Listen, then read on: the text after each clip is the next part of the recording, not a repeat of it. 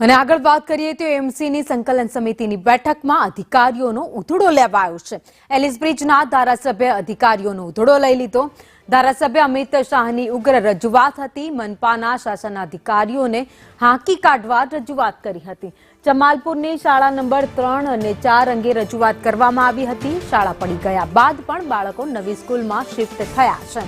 સ્કૂલની મરામત કરાઈ ત્યાં શોપિંગ સેન્ટર બની ગયું છે। अधिकारीओ स्कूल बंद करी होवानुं पण तेमनी रजूआत छे। तो स्कूल बंद नथी त्यां शॉपिंग कॉम्प्लेक्स बनी गयुं छे तेवुं अमित शाहनुं कहेवुं छे। स्कूल बंद होय तो हूँ राजीनामું आपवा तैयार छुं।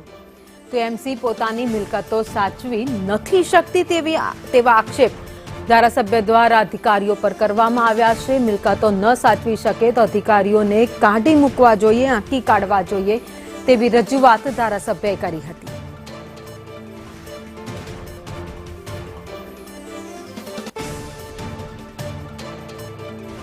શાસનાધિકારી 3-4 એની શું કન્ડિશન છે અત્યારે?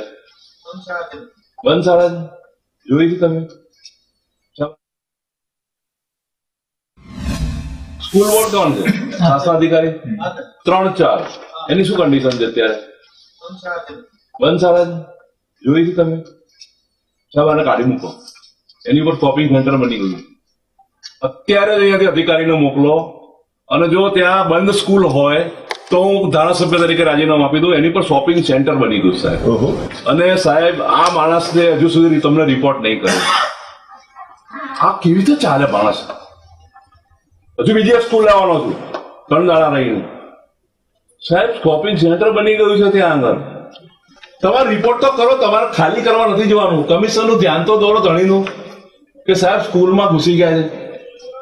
આખું શોપિંગ સેન્ટર બની ગયું સાહેબ। પીનવેલ સેન્ટ્રલ ઝોનમાં જે બહુ હોય યાર ને સેન્ટ્રલ એને બી ખબર હોવી જોઈએ ને સાહેબ। અને તમે લોકોની ગેલેરીઓ તોડી નાખો છો તો આવડું મોટું શોપિંગ સેન્ટર બની ગયું મ્યુનિસિપલ સ્કૂલમાં, તમે શું કર્યું ભાઈ? ધારાસભ્ય અમિત શાહ જેઓ બગડ્યા હતા અધિકારીઓ પર ને તેમનું કહેવું છે કે અધિકારીઓને કંઈ ખબર જ નથી। તેમણે જાહેરમાં પણ સંકલન સમિતિની બેઠકમાં જે વાતચીત તમે સાંભળી તેમણે કહ્યું કે જે જગ્યા હતી, સ્કૂલ હતી, તમને ખબર છે ત્યાં શું થયું? ને અધિકારીએ કહ્યું કે શાળા બંધ છે, પરંતુ ખરેખરમાં તો ત્યાં દબાણ કરવામાં આવ્યું ને શોપિંગ સેન્ટર ઊભું કરી દેવામાં આવ્યું।